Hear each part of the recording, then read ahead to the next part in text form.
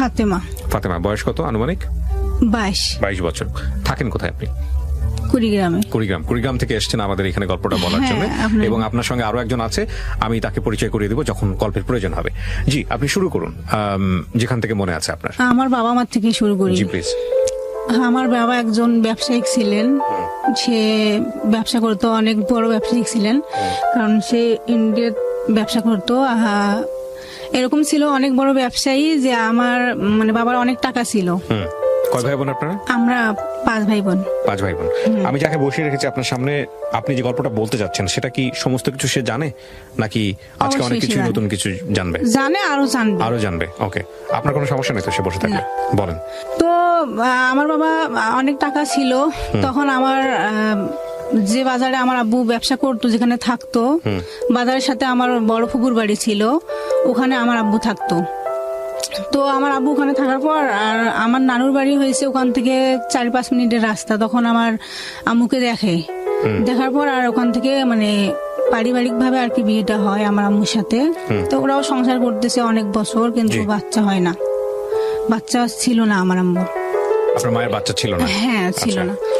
তখন আর কি এক পর্যায়ে আমার দাদি সবাই বলছিল যে ওই মেয়ের বাচ্চা হবে না, তুই ডিভোর্স দে। তখন আর কি আমার আম্মুকে ডিভোর্স দেয়। আমার আব্বু দিবে না, এক পর্যায়ে জোর করে আর কি ডিভোর্সটা হয়। হওয়ার পর অনেক মেয়ে দেখতেছে আমার আব্বুর জন্য, কিন্তু আমার আব্বু কোনো মেয়েকে পছন্দ করে না, বিয়েও করবে না, এরকম। তো আমার আম্মুরও অন্য জায়গায় বিয়ে হওয়ার কথা ছিল, সবকিছু ঠিকঠাক না হয়েছে। এই অবস্থায় আর কি আমার আব্বু শোনার পর আর কি ওখান থেকে আমার আম্মুকে নিয়ে আসে। আব্বু আমার ওই ফুকুর বাড়িতে নিয়ে আসার পর আবার ওদের বিয়েটা হয়। হওয়ার পরে আরো অনেকদিন যায়, বাচ্চা তবুও হয় না, কিন্তু অনেক চিকিৎসা করার পর আর কি আমি হই। মানে আপনি প্রথম সন্তান? হ্যাঁ, আমি প্রথম। তো অনেক আদরে ছিলাম, কারণ আমি তো প্রথম সন্তান, আর ফ্যামিলির সবাই অনেক আদর করতো। তো আমার পরে আরেকটা আমার ভাইটার বয়স ছিল 3 বছর। তা একদিন আমার আব্বু গরুকে গোসল দিতে নিয়ে যায় আর কি বাড়ির পাশে। তা ওখানে পানি ছিল 1 হাঁটুর মতো পানি। তা আমার ভাইটা পিছনে ছিল, আর আমার আব্বু গরুকে গোসল দেওয়া। এই অবস্থায় আর কি পিছনে তাকায় দেখে আমার ভাইটা নাই। তো আমার আব্বু সবাইকে বলে, কে বলতে পারে না। তখন আমার আব্বু বাড়িতে আসার পরে দেখে যে আমার ভাই নেই। তখন আর কি ওখানে যাওয়ার পরে দেখে আমার ভাইটা পানিতে মারা গেছে। বাচ্চা হয় নাই, তো এই বিষয়গুলো তো আপনাদের খেয়াল রাখা উচিত ছিল। যাই হোক, গ্রাম অঞ্চলে হ্যাঁ আর কি মারা গেছে। তো কয়েকদিন পর, মনে হয় বছরের মতো হবে এরকম, আমার বয়স যখন 5-6 বছর, তখন আর কি আমার আম্মু বাড়িতে ছিল না, জানি না কোথায় গেছে। আমি খুঁজতেছি, আমার আম্মু নাই। তখন আমার একটা ফুফাতো বোন আমার বয়সের ছিল, ও সহ আর কি আমি খুঁজতে যাই গ্রামে। তখন ওই লাকড়ি চুলায় রান্না করে মানুষ ছাই ফেলায় না বাইরে, তখন আর কি ওই ছাইয়ের মধ্যে আমি পড়ে যাই। আমার ফুফাতো বোন সহ পড়ে গেছি। দুজনে পড়ে যাওয়ার পরে আমার বাম পা আর ডান পায়ের হাঁটু পড়ে যায়। যাওয়ার পরে আর কি সবাই বলতো যে তো বাঁচবে না, কারণ অনেক শুকনা ছিলাম তখন, আর খুব খারাপ অবস্থা। সবাই বলতো যে বাঁচবে না। তো অনেকদিন পর নাকি আমার পাটা শুকায়। তো আমি যখন ক্লাস 4-এ পড়ি, তখন অনেক মানুষ আসতো আমার বিয়ের জন্য, কিন্তু আমার আব্বু দিত না, যে এত ছোট বয়সে কি বিয়ে দেয়। তখন আমি ক্লাস 4-এ পড়ি, তখন অনেক মানুষ আসতো। তখন আর কি আমার যে আব্বুর বড় ভাই আছে, তার কথা বলতো যে তাকে বলেন। তখন আমার বড় আব্বুকে বললে আমার বড় আব্বু রাগ করতো, যে এত ছোট বয়সে কি বিয়ে দেয় ক্লাস 4-এ পড়ে, এরকম। তো এরকম করে যায়। তারপর যখন ক্লাস 5-এ উঠি, তখন আর কি একদিন আমার মানে খালাতো ভাই আমার বাড়িতে আসে না। অন্য মানুষ আসার কথা ছিল আমাকে, কিন্তু ওরা আসেনি। তারপর আমার খালাতো ভাই একদিন আসে, এমনিতে বেড়াইতে আসে, আর আমি ওকে ভালো করে দেখিও নাই। ওদের বাড়ি আমাদের যাওয়া আসা বেশি একটা নাই, কিন্তু ওর চাচাতো ভাই আর ওর একটা বন্ধু সহ আমার বাড়িতে আসে। তা আমি ওদিন বাড়িতে ছিলাম না, পাশের বাড়িতে ছিলাম। তো আমি বাড়ি আসতেছি, দেখি একটা ছেলে দাঁড়ায় আছে, অনেক সুন্দর ছেলেটা, অনেক সুন্দর। তখন আপনি কোন ক্লাসে পড়েন বা বয়স কত? 5-এ পড়ি। ক্লাস 5-এ পড়েন, আচ্ছা। তা আমি ছেলেটাকে দেখে অন্য দিকে গেছি, আবার ছেলেটা আমার সামনে দাঁড়িয়েছে। তখন আমি এসে রান্নাঘরে ঢুকছি, তখন ছেলেটা আসি দরজার সামনে দাঁড়িয়েছে। তো আমার খালাতো ভাই, কিন্তু তা আমি ভালো করে চিনতাম না ভাইয়া, তখন আর কি ওরা খাওয়া দাওয়া করে চলে যায়, আমি আবার আমার ফুবির বাড়িতে যাই বেড়াইতে। তখন আমার বাড়ির থেকে আবার বারবার ফোন দিতেছে যে ওকে আসতে বলো। তো আমি আসলাম, দেখলাম যে না, অন্য মানুষ দেখতে আসবে আমাকে, এই জন্য আর কি ফোন দিতেছে বারবার। ক্লাস 5 এ থাকা অবস্থায় আপনার বিয়ের সাথে ঠিক করতেছে? দিবে না, ওইরকম করে আসতে চায়, এখন কি করবে? আমি দেখার এমন আছি, জন্যে? আমি বাড়িতে আসি, হুট করে মানুষ আসছে, দেখে গেছে, আবার প্রস্তাব দেয় বাড়িতে, এরকম ছিল। এত ছোট বাচ্চাকে? হ্যাঁ এরকম ছিল আমার ওদিকে, এইরকম ভাইয়া। আচ্ছা, তারপর? হ্যাঁ, তো ওই মানুষগুলো আসার কথা ছিল, তো আমার আব্বু বলতো যে না, তা আসার কথা ছিল, এই জন্য বলতেছে যে আসেন। তখন আমিও আসলাম আমার ফুফুর বাড়ির থেকে। তো আমি যেদিন আসছি তারপরের দিন আর কি আমার খালার দেবর আসে আমার বাড়িতে, আমি চিনি না কিন্তু। তো আমার খালার দেবর আসছে, আসার পর আর কি আমার আম্মুর সাথে কথা বলতেছে। ওই দিনও আমি বাড়িতে ছিলাম না।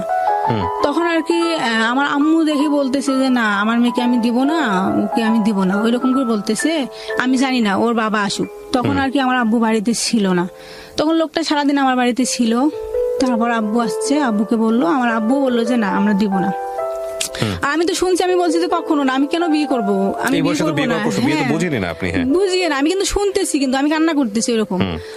তো সে চলে যায়, আমার খালার দেবর চলে যায়। যাওয়ার পর আমার ওই যে ফুপা ছিল, বড় ফুপা ওদের এলাকায়, আমার ফুপাকে আর কি বলে, আমার ফুপুকে বলে যে আমার কথা বলছে যে তারা নাকি দিবে না, তোমরা একটু বলো। তখন আর কি আমার ফুপু, আমার ফুপা আমার আব্বুকে ফোন দেয় বলার জন্য। তা আমার আব্বুর, ওদের এলাকায় আমার আব্বুর একটা বন্ধু ছিল, তাকেও আর কি ওরা বলছে যে আপনিও বলেন। তা তারা, সেও বলতেছে আমার আব্বুকে। তখন আর কি আমার আব্বু না বলছে। তখন আমার ফুপু তো হয়েছে বড়, আবার তাকে তো সম্মান দিতে হয়, এই জন্য আর কি আমার আম্মু বলতেছে যে না, আমিও বলি যে না, আমি ওকে বিয়ে করব না, আমি কেন খালাতো ভাইকে বিয়ে করবো, আমার বিয়ে বয়স হয়নি, অনেক কিছু বলছিলাম ভাইয়া। তো আমার 2-1 দিন পর, ওই দিন ছিল মঙ্গলবার, তখন আমার আব্বু কিন্তু ঘাটে যায়। সে এখনো ব্যবসা করে, টুকিটাকি ব্যবসা করে। সে হাটে গেছে, মানে 10টা বাজবে সকালে এরকম, সে হাটে গেছে। যাওয়ার পর ওরা যে ওভাবে যে আমার ফুপুর বাড়িতে যে কাজি টাজি নিয়ে ওরা সবাই যে ছিল, আমার আব্বু জানে না। আর যাওয়ার সময় আমার আম্মু বলছিল যে না, ওকে আমি দিব না। আর আমিও বলছি যে না। আমার আব্বু বলে যে আমি কি করব তাহলে। তখন আর আপনারা কি, কয় ভাই বোন? তখন আমরা 5 ভাই বোন, আমার পরে আরো 2টা বোন, একটা ভাই আছে। আচ্ছা, এবং আপনি তখন ক্লাস 5 এ পড়ছেন? হ্যাঁ। তো সবই তো ছোট ছোট ছোট ছোট। হ্যাঁ, আমি তো বড়। হ্যাঁ, সবাই। রাইট। তো আমার আব্বু যায়, যাওয়ার পর আর কি সবাই নাকি ছিল ওদের বাড়িতে, আমার ফুফুর বাড়িতে। থাকার পর নাকি ওরা কাজী টাজি নিয়ে আসছে, ওখানে নাকি রেজিস্ট্রি হয়েছে। আমরা তো কিছুই জানি না, আমার ফ্যামিলির কেউ জানে না, শুধু আমার আব্বু আর আমার ফুফি ওখানে ছিল, কেউ জানে না। তো এভাবে আর কি রেজিস্ট্রি হওয়ার পর আমি তো ছেলে ভালো করে দেখেও নেই, আর আমার পছন্দ ছিল না, ওদের ফ্যামিলির সত্যি কথা আমার পছন্দই ছিল না ওই সময়। এখন কি বলবো, পছন্দ ছিল না। ছেলে তো তখন, ছেলে কিন্তু ঢাকায় থাকে, ও ঢাকায় আসছিল। তা আমার সাথে তো আর কোনোদিন দেখা হয় নাই, কথাও হয়নি। তো একদিন আমার যে বড় খালা আছে, তার সাথে আবার ও কাজ করতো একসাথে। তখন আর কি একদিন আমার চাচাতো বোনের হাজবেন্ড আসে আমার বাড়িতে। তখন দুলা ভাইয়ের কাছ থেকে আর কি ওর ফোনটা নিয়ে আমার ওই খালাতো ভাইয়ের নাম্বারে আমি ফোন দিই। দেওয়ার পর আর কি আমার ভাইয়াটা আমার আম্মুর সাথে কথা বলতেছে, আর বলতেছে যে তুমি আর জায়গা পাও নাই, এখন দিছো, বয়স হয়নি, অনেক কিছু বলতেছে যে। তা আমার আম্মু বলে যে আমি কি করব, আমি কিছু বলতে পারবো না। তখন আর কি আমার সাথে আবার কথা বললো আমার ভাইয়াটা, বলতেছে যে তুই কি হারুনের সাথে কথা বলবি, এভাবে বলতেছে। তা আমি বলছি যে না। তখন আমি মোবাইলে কথা বলতেও পারি না, এরকম ছিলাম। তখন আর কি ওই হারুন আমার ওই দুলাভাইয়ের কাছ থেকে, আমার দুলাভাই তো চলে যাবে তার বাড়িতে, এখন তো কথা বলবে কিভাবে আমার সাথে। তখন আর কি আমার চাচির নাম্বার নেয়, সেটা আমরা জানি না কিন্তু। তো আমার চাচির নাম্বার নিচে নেওয়ার পর ফোন দেয়, আমি তো ফোনে কথা বলতেও পারি না, তা কি বলবো, এইভাবে 2-1 দিন বলতে বলতে আমি যাকে দেখতে পারতাম না, কিন্তু এত ভালো লাগছে যে এখন ওর সাথে চুরি করে করে আমি কথা বলি। কিন্তু আমার আম্মু কথা বলতে দিত না, যে এখনো তো বিয়ে পড়ান হয়নি, হ্যাঁ এরকম। তা আমি চুরি করে করে কথা বলতাম, কারণ ওকে অনেক ভালো লাগতো, কারণ ওর কথাগুলো ভালো লাগতো এরকম। তো হঠাৎ একদিন আবার ওদের বাড়িতে, মানে কুরবানি ঈদ আসে, ওদের বাড়িতে আবার দাওয়াত দেয় আমার বাড়ির থেকে। আমার আব্বু বাড়িতে ছিল না, আমার ওই ফুফায় দাওয়াত দেয়। যেদিন ওদের বাড়ি থেকে সবাই আসে আমার বাড়িতে, ওই দিন আর কি আমার আব্বু বাড়িতে আসে। তখন মানে একটু সমস্যার কারণে আর কি আমার আব্বু বলতেছে যে না, আমার মেয়েকে আমি দিব না। তখন আমি তো কথা বলতে বলতে এমন হয়েছে, এখন ওকে ছাড়া আমি বাঁচি না, কথা বলতেছি, প্রতিদিন কথা বলতেছি চুরি করে করে এরকম। তো ভাবে আর কি আমি আবার তখন আম্মুকে বলি যে আগে তো আমি বলছিলাম দেওয়ার দরকার নেই, দিছেন, এখন তো আমি ওকে বিয়ে করবো, আমার ভাল লাগে না ওকে ছাড়া, অনেক কিছু আমি বলতেছি। তা আমার কথাই শুনলো। তা কয়েকদিন পর আর কি অনুষ্ঠান হয়, অনুষ্ঠান হওয়ার পর আর কি ওদের বাড়িতে যাই। আমি তো কিছু বুঝতাম না তখন, আমি কি বলবো, অত কিছু তো বুঝতাম না। কত সালে বিয়ে হয় আপনার?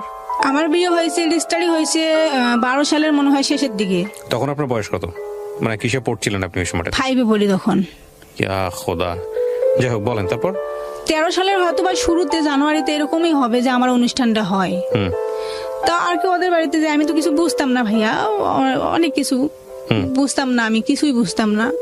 তো এমন কি যে শ্বশুর বাড়িতে তো কাজ করতে পারতাম না, রান্না বাড়ি অনেক কিছু কাজ আছে আমি করতে পারতাম না। এই নিয়ে আবার আমার যে আব্বু আমাকে অনেক ভালোবাসতো, সে আব্বু এমন হয়েছে যে তাদের কথাই শুনতো, আম্মুও তাদের কথাই শুনতো যে কেন কাজ করবে না, মেয়ে বিয়ে দিছি কেন কাজ করবে না, এরকম বলতো। তো আমি কাজ করতে আসলে পারতাম না, কারণ অনেক মানুষের রান্না টান্না আমি করতে পারতাম না। তো ওইভাবে ও চলে যায়, বিয়ের পরে ও চলে যায়। তখন আমি আমার বাড়িতে আসি আর যাইতে চাই না। তখন আমার আম্মু ওদের জন্য অনেক মায়ের মারছিল, অনেক মায়ের খাইছে আমি, কেন আমি যাই না। কারণ তখন তো ওদের কথাই শুনতো, আমার কথা কেউ শুনতো না, বলে যে ওরা ভালো, তুই কাজ করিস নাকি, অনেক কিছু বলতো। তো ওভাবে আর কি 7 মাস হয়, বিয়ের 7 মাস হয়। তখন আমার হাজবেন্ড বলে যে ওদের বাড়িতে বলে যে আমি ওকে নিয়ে আসবো ঢাকায়, গাজীপুরে থাকতো। আচ্ছা, গাজীপুরে কি করতো? সোয়েটারের কাজ করতো। সোয়েটারের কাজ করতো, ওকে। তারপর তখন আমার বাড়িতে ও বলে যে আমি ওকে নিয়ে যাব, কারণ এত কথা ভাল লাগে না, নিয়ে যাব। তো আমার বাড়ি থেকে ঢাকা আসতে দিবে না, যে একটা মেয়ে যদি ঢাকায় যায় নাকি সম্মান থাকে না ওদের, ওদের বাড়ির থেকেও এই কথা বলে। তখন আমার হাজবেন্ড এখন কি করবে, ও নিয়ে আসবে এরকম। তো ওর কাছে তো টাকাও ছিল না, আমার মা 2টা দুল দিছিল, ওই দুল মানে বিক্রি করছি 4000 টাকা বিক্রি করে আর কি ওকে দেই। তখন ও আমাকে নিয়ে আসে ঢাকায়, হ্যাঁ নিয়ে আসে। তখন এখন তো রুম নিয়ে ওখানে থাকতেছি, আবার একা একা আমি কি করব, জীবনে আসিনি, কি করব আমি, ছোট মানুষ।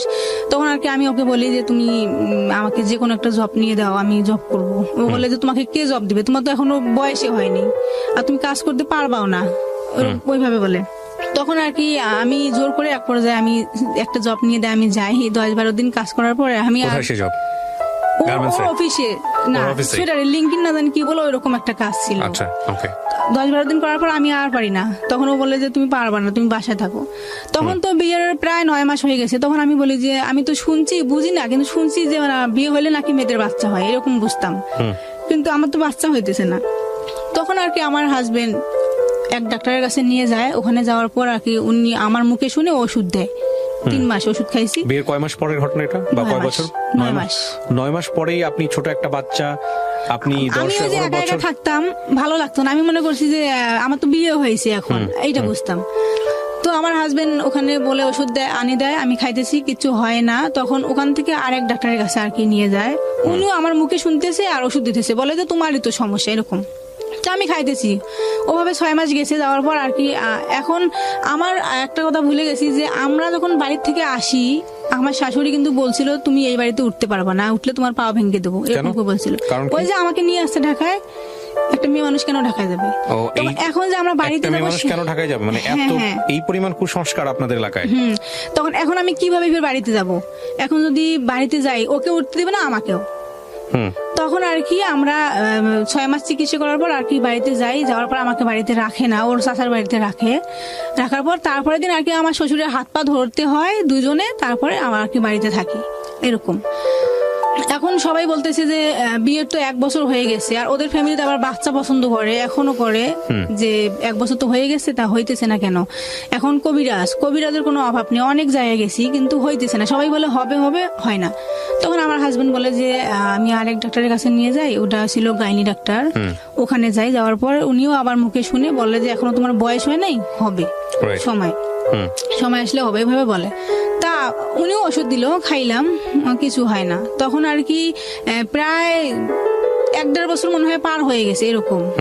তখন আমি আরেক গাইনি ডাক্তারের কাছে যাই, ওখানে যাওয়ার পর আর কি উনিও আমাকে টেস্ট দেয়, দেওয়ার পরে বলতেছে যে তোমার মানে সমস্যা আছে কম, বেশি একটা সমস্যা নাই, তুমি ওষুধ খাও ঠিক হয়ে যাবে। তখন আর কি উনি ওষুধ দেয়, ওখানেও আমি খাই, হয় না। তখন আর কি আবার হারবালের চিকিৎসা নেই, আবার কবিরাজি, কিচ্ছু হয় না। প্রিয় শ্রোতা, আমরা এই জায়গাটায় ছোট্ট একটা বিরতি নেব এবং বিরতির পর আমি যেখানে হারবালের চিকিৎসাটা নেই, ওই ডক্টর 5-6 মাস চিকিৎসা করার পর হইতেছে না, তখন বলে যে আমি ভালো একটা ডাক্তার আছে আমার কাছে, ওখানে নিয়ে যাব। তখন ওখানে ও নিয়ে যায় ওই ডাক্তার, আমরা যাওয়ার পর আমার আবার টেস্ট দেয়, টেস্ট করার পরে উনি বলতেছে যে তোমার তো টিউমার হয়েছে, ওভাবে বলতেছে। আপনাকে বলেছে? হ্যাঁ, ওই ডাক্তার বলতেছে। আচ্ছা, তারপর? তা 1 মাসের ওষুধ নেন, 1 মাসের ওষুধ খান, তাহলে ঠিক হয়ে যাবে। তা আমি খাইলাম 1 মাসের, খাওয়ার পর আবার তো টেস্ট করতে হবে, দেখি কি অবস্থায় আছে, কোন অবস্থায়। আবার টেস্ট করলাম, তো বলতেছে যে আপনার তো ভালোই হয়নি, আবার ওষুধ খান। আবার ওষুধ খাইলাম, খাওয়ার পর আবার টেস্ট করলাম, দেখলাম যে ওই ডাক্তার ওখানে নাই, আসেনি ওই দিন। তখন আমি রিপোর্ট তো দেখা লাগবে আমার, তো পাশের একটা হসপিটাল, উনি এখনো আছে ভালো, ওখানে আর কি ওই ডাক্তার দেখাই আমি। তো উনি বলে যে কে বলছে তোমার টিউমার, তোমার তো কোনো সমস্যাই নেই। আচ্ছা। তো আর মেয়েদের যদি সমস্যা একটু থাকলেও আর কি বাচ্চা হয়, কিন্তু তোমার তো সমস্যা এরকম নাই। তো তোমার হাজবেন্ড কি টেস্ট করছে? তো আমি বলছি যে না, আমার হাজবেন্ডের তো সমস্যা নেই, আমি এভাবে বলতেছি। আমি তখন তো বুঝি নাই যে একটা ছেলে মানুষ তো সংসার করতেছি, কি সমস্যা আর ওর থাকতে পারে। তো ওকে ডাকার পর আর কি ওর টেস্ট দেওয়ার পরে বলতেছে যে আপনারা 7 দিন পর আসেন, টেস্ট করান, দেখে কি হয়। ও যখন করার পর দেখলো যে ওর সমস্যা। প্রথম টেস্টে ধরা পড়লো ওর সমস্যা। মানে কিসের সমস্যা? ফার্টিলিটিতে সমস্যা। মানে আলটিমেটলি যেটা কাউন্ট করে, শুক্রাণু যে কাউন্টটা করে, সেটাতে সমস্যা, নাকি অন্য কোনো সমস্যা? এটাই সমস্যা। আচ্ছা, ওইটা ডাক্তার বলে যে ওইটা আছে আর কি, আসতেছে না, এইভাবে বলে। তখন ওই ডাক্তার আবার ওষুধ দিল 1 মাসের, আমাকেও দিছে, দুজনে আর কি খাইতেছি। খাওয়ার পর উনি বলতেছে যে আপনারা রংপুরে যান, ওভাবে বললো। তখন আমরা দুজনে, আমার তো সন্দেহ যে আমার তো টিউমার বলছে 3 বার, আর এখন বলতেছে নাই, তাহলে হয়তো ভুল বলছে। তখন আমি ও সহ দুজনে যাওয়ার পর আবার ওখানে টেস্ট করে আমি, তো আমার রিপোর্ট নর্মাল, কোনো সমস্যা নেই। ওর সমস্যা বের হয় আবার ওইটা, তখন ওর আবার সন্দেহ যে ওইটা হয় কি না, তখন আবার ও অন্য জায়গায় দেখার পর ওরই সমস্যা। এটা কত বছর আগে ধরা পড়লো ওর সমস্যা? 3 বছর। 3 বছর আগে? আজ থেকে 3 বছর আগে ধরা পড়েছে? আজ থেকে তো 3 বছর না, আমার বিয়ের পরে 3 বছর পরে ধরা পড়েছে। আচ্ছা, তারপর আপনার সংসার কত বছরের? 9 বছর। 9 বছর, মানে 6 বছর আগে ধরা পড়েছে। হ্যাঁ, তারপর কি হলো? তো ওর সমস্যা যখন বলার পর, ও তখন একাই আসছিল, 80 টেস্ট করছিল না। ওর সমস্যা বলার পর ওকে নাকি ঢাকায় পাঠাইছে। তখন তো ও একা আসলে তো আর টেস্ট করবে না, ওখানে তো পরীক্ষা করবে না, তো আমার আসতে হবে। এখন আমরা আবার বাড়িতে না বলে আবার সবই তো শেষ করলাম, এখন কি করব, এখন তো আসতেই হবে। তখন আসলাম, আসার পর আর কি দুজনে আবার টেস্ট করায়, আমারও করে। তা আমার রিপোর্ট ভালো, ও নাকি ওখান থেকে আর কি অন্য এক হসপিটালে পাঠায়, ও ওখানে পরীক্ষা করে। কতগুলো হসপিটালে টেস্ট করেছে উনি? কতগুলো হসপিটালে করেছেন? 4টা-5টা, সবগুলোতে একই রেজাল্ট? ওকে, তারপর? তখন এখন রিপোর্ট যখন দুজনকার আসছে, তখন আমার তো সমস্যা নাই, বলতেছে যে আপনার সমস্যা এখন তো আপনার এজোস্পার্মিয়া না জানি কি বলে, এইটা সমস্যা আপনার তো এরকম আসতেছে না। এখন ওখানে নাকি ব্লক আছে, এরকম বলতেছে যে ব্লক আছে, এখন IVF টেস্ট বেবি নিতে হবে। আমরা তো ওইসব বুঝতাম না, তখন বুঝিনি। তখন আর কি উনি বললো, তা আমরা বললাম যে কিরকম খরচ? তখন বললো যে 3 থেকে 3.5 লক্ষ টাকা হবে। আমি আর কি বলবো, ওখানে মনে হয় আমার মরাই ভালো ছিল, কারণ আমার মতো হতভাগা আর এই জগতে কেউ নেই। এত সমস্যাও ধরা পড়ে, কিন্তু আমি কারোর কাছে প্রকাশ করি না, কারণ আমি মনে করি যে গ্রাম অঞ্চলের মধ্যে যদি আমি প্রকাশ করি আমার হাজবেন্ডের সমস্যা, কিন্তু বলবে যে ওর নাকি কিছুই নেই, ওর নাকি শারীরিক সমস্যা, তাই বাচ্চা হয় না, এটা বোঝে। কিন্তু গ্রাম অঞ্চলের মানুষ কি বলে যার বাচ্চা নাই, যে ছেলের বাচ্চা হবে না, বলে যে তার শারীরিক সমস্যা, তার কিছু নেই। তাহলে যদি তার শারীরিক সমস্যা, তাহলে আমি কিভাবে আসি? মানে বিষয়টা হচ্ছে এরকম যে সে পুরুষত্বহীন। তারপরে আর কি ওভাবে আসার পর উনি বললো যে এরকমই আপনার করতে হবে। তখন উনি অনেক ট্রাই করলো, তা আমার তো ওইরকম সামর্থ্য নেই, আমরা কিভাবে পারবো? আমার বিয়ে 7 মাস পর থেকে তো সে করতেই আছে, কারণ সে যখন অনেক কিছু করছে, ও আর পারতেছে না, এরকম। তখন আর কি ওভাবে আসি আমরা দুজন, কাউকে বলি না, কারণ ওদের ফ্যামিলিতে যদি বলি তাহলে তারা কি বলে, বিশ্বাস করে না যে একটা আমার ছেলে তো সংসার করতেছে, উনি আবার কি সমস্যা।